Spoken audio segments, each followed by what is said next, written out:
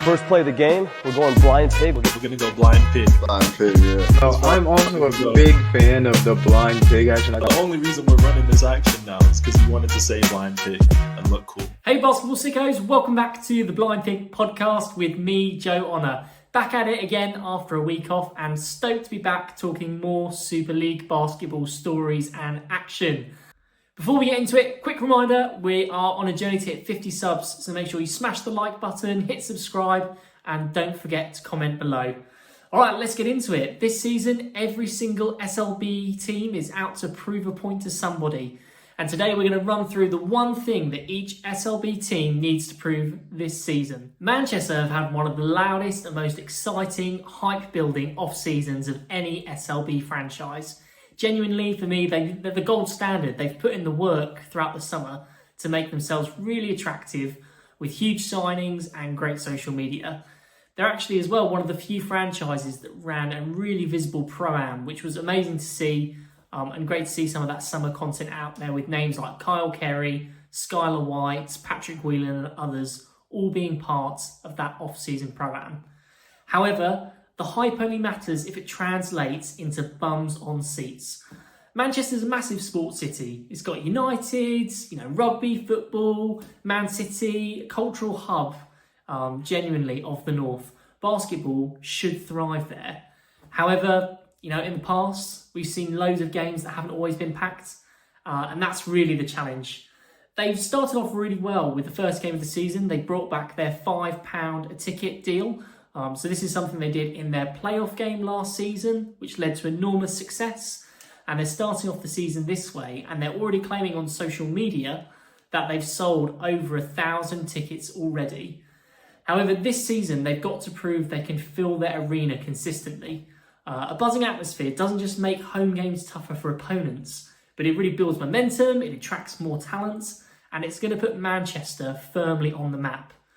I think what we're going to see if we don't get people actually in the stands is actually a lot of that enthusiasm starting to fizzle. There's only so much you can do to build a franchise when actually you don't have people attending, you don't have people cheering, and you don't have that atmosphere inside of the stands. They should be successful. They've laid a lot of the groundwork, bringing back kind of Manchester local kids who really do rep the city is an amazing start. But the question is, are we going to see that hype turn into real support in the stands, or is it going to fizzle as results don't really pan out? The Bristol Flyers have always been competitive. They've always been tough, and they've built up a really strong culture and a loyal fan base down in Bristol. If we're honest, the thing that they need to prove this season is that they can be consistent on the offensive ends. So pretty much last season in the SLB, the Flyers were at the bottom end of the table in terms of points scored per game. So in the Championship, they were 8th.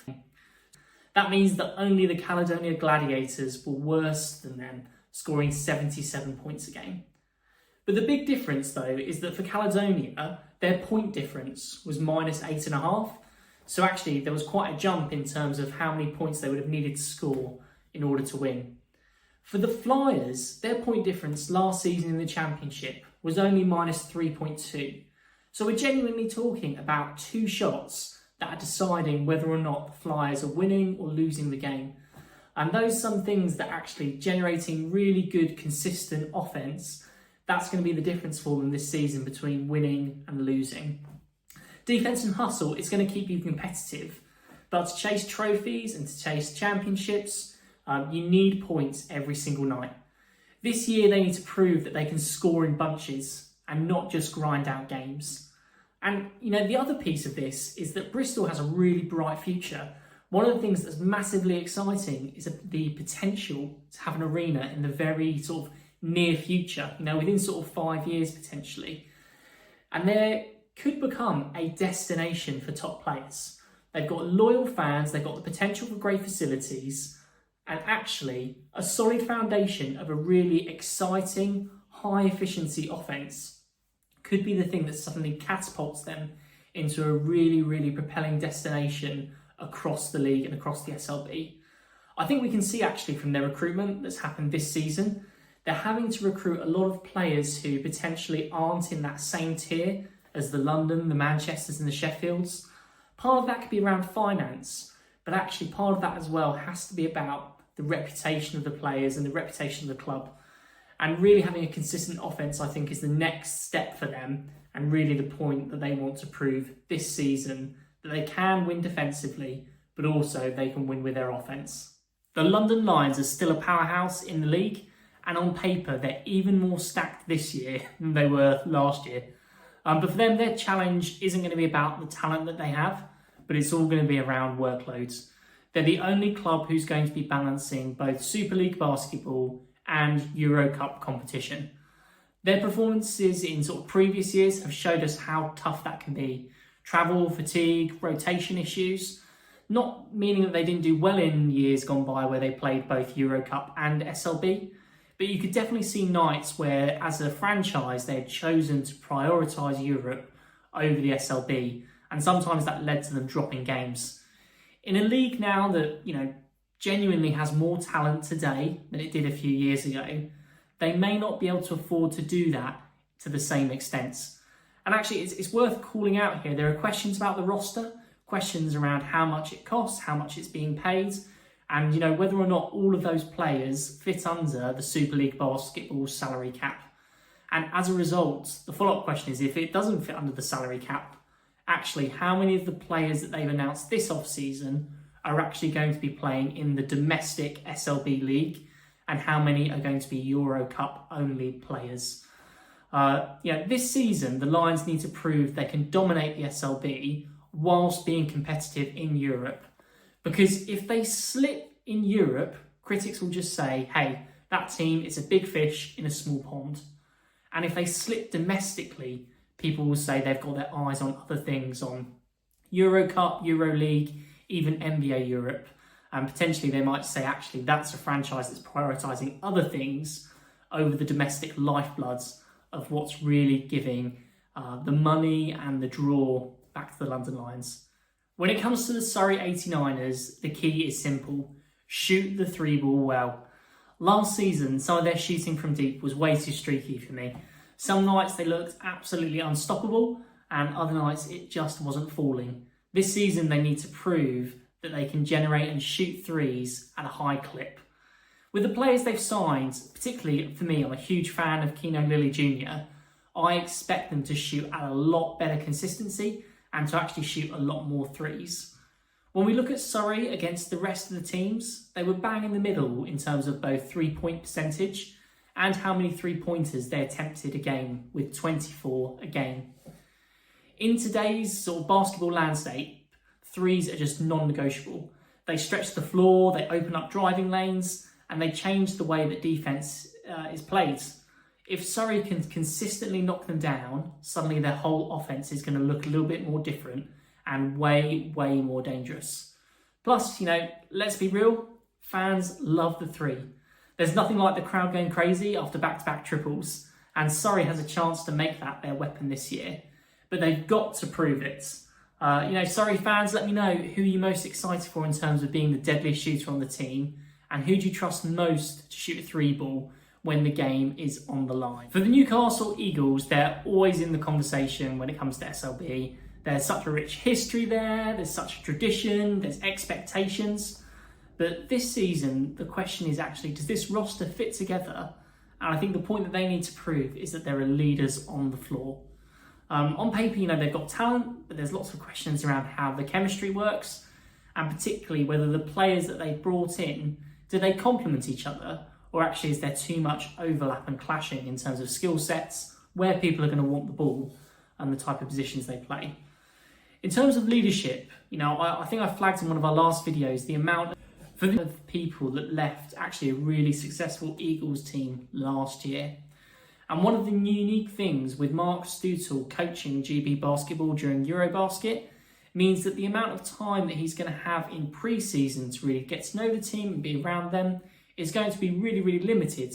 And before we know it, they're going to be thrown straight into SLB pre-season and regular season action. I think they have a lot of kind of rookies, per se, people who've stepped up from NBL into the SLB. And I'm not necessarily looking at them to be the leader on the team. We have lots of people who aren't coming back. We still don't know if Darius Defoe is going to be on the team. He's someone who you might see as kind of someone who's naturally going to provide leadership, but we don't know if he's going to be there. Is that a role that Josh Ward-Hibbert can step into? I think for the roster to make sense, they need to prove that they have consistent leadership on courts and not just through their head coach, Mark Stoutel. We've seen teams in the past for the Eagles with the pieces, but not necessarily the on-court balance and chemistry and leadership, and it gets messy quickly. This year's group has to prove that they're more than just names on a roster and that they can actually form quickly into a winning team. The Leicester Riders have definitely been one of the most consistent franchises and teams throughout all of British basketball history. You'll always know that actually when it matters, they'll be there and you can kind of count on them. However, the knock on them definitely last season was that actually they started quite slow. They built up massively throughout the championship regular season. They peaked late and managed to finish strong, being the playoff champions. However, in this season, with even more competitive teams and even more talents, that kind of slow start potentially means that you can drop games, it can hurt your playoff seeding, and potentially your ability to win silverware inside of the Super League basketball. Last year, they lost in the semi-finals of both the SLB Trophy and the SLB Cup. Now, admittedly, particularly the SLB Cup, that was down, in huge part to a Nedas breakout game, where he shot some absolute, ridiculous threes and dagger threes to kind of seal Surrey's victory and take them to the cup final.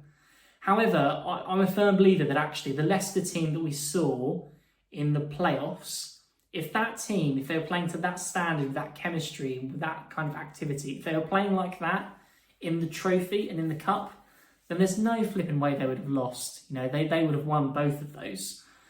This year, I think Leicester, they really need to prove that they can start off hot and finish hot as well. In a tighter and more competitive SLB, early wins are crucial.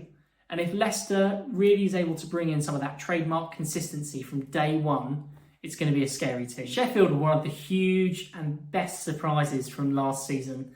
They were able to break through kind of their status quo. They really made a lot of noise. And they were looking like a franchise that was on the rise. But now, heading into season 2 of SLB, it comes the toughest bit, proving that it wasn't a one-off. We've seen lots of teams in the past kind of peak for a season and then drop off.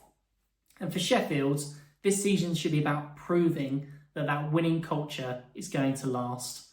They've retained a lot of skill in terms of players that they're bringing back. So they're bringing back Prentice, J-Rat, Michael Cherobia, Rodney Chapman III, Rodney Glasgow Jr. And they're also bringing back players who are really familiar with the SLB in terms of Dirk Williams and William Lee, and even Mervyn James moving over from Surrey into the Sheffield squad.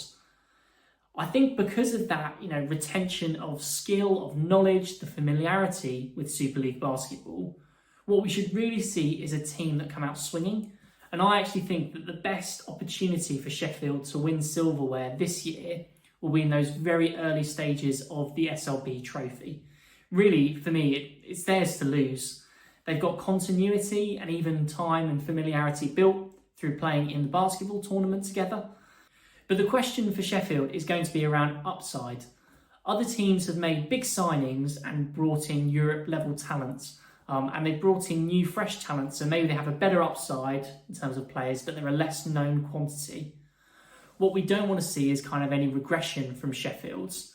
This season, Sheffield have to prove that the standard they set, their player development, their consistency, and their winning attitude that they brought in and night out wasn't just luck, but actually it was the start of something much bigger for the Steel City. The Cheshire Phoenix are definitely one of the most fun teams to watch. They run, they gun, they push the tempo, and it's really high-paced, exciting, entertaining basketball. But when it came to the playoffs, basketball was different.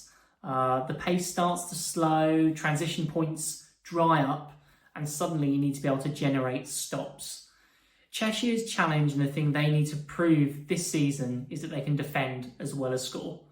Last year in the Championship, Cheshire gave up 92 points a game. They were 6 points worse than the next closest team. Now they did kind of counteract that. They scored more than any other SLB team as well, with 90 points a game. But that's why I say, small tweaks defensively and proving their defensive identity will be huge. And it only needs to be small because actually, from the guard spot, the pressure that they put on people actually led to them leading the league in steals and being top 3 in blocks. But what I think they really need is someone to be able to deter people from penetrating into the interior and scoring some of those easy buckets. That's why I think the key signing of Michael Diggins is going to be a huge part of that change and really proving to the point that they can be defensively sound. He's much more athletic at the rim, and I think he's really going to provide a presence that's going to stop people driving in. If they can balance their high-powered offense with real defensive grit, they won't just be fun, they'll really be contenders. And finally, Caledonia. Last year they had off-court drama, mid-season changes, and just a bunch of distractions. I'm not sure, to be honest, which one was worse, whether or not it was, troubles with the coach, the revolving doors of players. Who are we kidding? The real worst thing was hiring someone who was, accused of murdering someone else. The mission this year and the point they have to prove is just keeping it simple, keeping it calm, and to prove that they can have a problem-free season. Focus on basketball, stay drama-free, and prove what this squad could really do. From what I've heard, the reputation of the Caledonia Gladiators had a knock, and that has impacted their recruitments.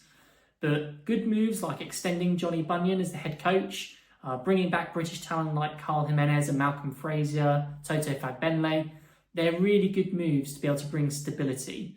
I also think the new signing of Ethan Wright is going to be really, really huge in terms of helping them to ensure that they have someone who is dependable, who's a known face in the league, and as well a market that other players want to go to.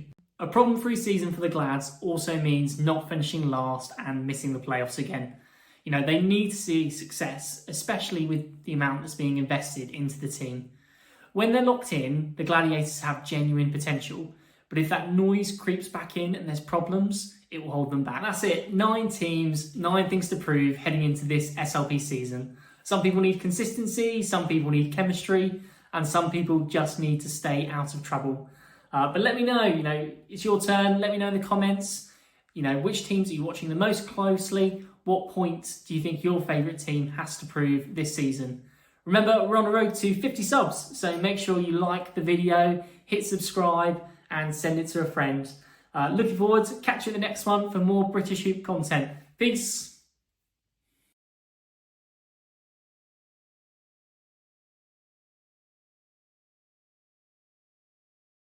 First play of the game, we're going blind table. We're going to go blind pig. Blind pig.